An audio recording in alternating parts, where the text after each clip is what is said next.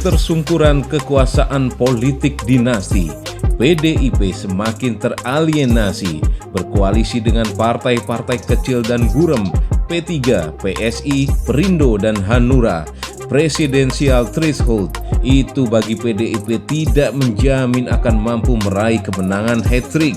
Puan Maharani capres, justru PDIP malah semakin tersungkur. Loneliness. Puan Maharani sang putri mahkota PDIP sebagai ketua parlemen DPR pun lumpuh fungsinya alias mati suri. Elektabilitas Puan semakin tersungkur di dasar sumur.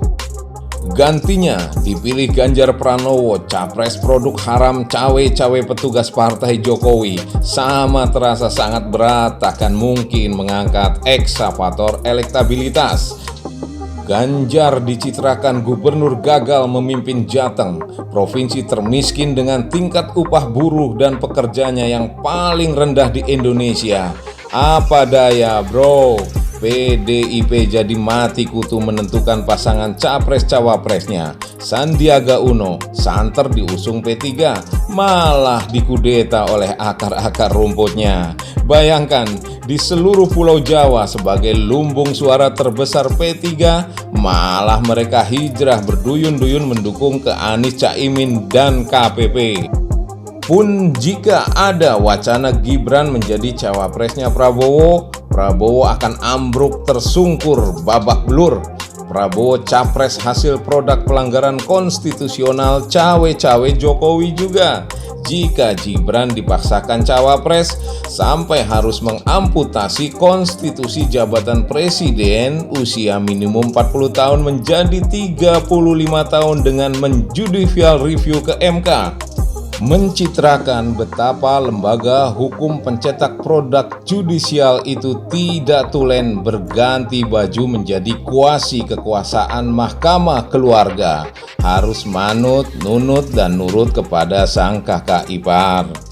Padahal itu lembaga bukan main-main, strategis dan vital tengah mengemban tugas dan peran penegakan hukum kenegaraan, bukan personal gatra sialan. Ini menambah legasi reputasi pemerintahan Jokowi semakin buruk, sekaligus membuka tabir apa motif penyebab seperti tindakan politik bunuh diri harakiri ke Prabowo ke dasar jurang ketersungkuran di Pilpres 2024, melengkapi hat-trick sejarah kalah politik pencalonan presiden lagi. Meski di koalisi Indonesia Maju bercokol partai besar Golkar, pemenang kedua di pemilu 2019 didampingi PAN, tak bakal berpengaruh mampu mengangkat elektabilitas secara signifikan.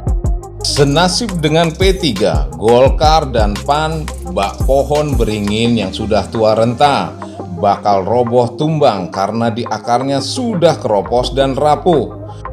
Beda disebut koalisi partai kuning, hijau, dan biru di level grassroots. Muda, energik, segar, dan tegar. Terjadi eksodus besar-besaran ke Anies Caimin di KPP pula.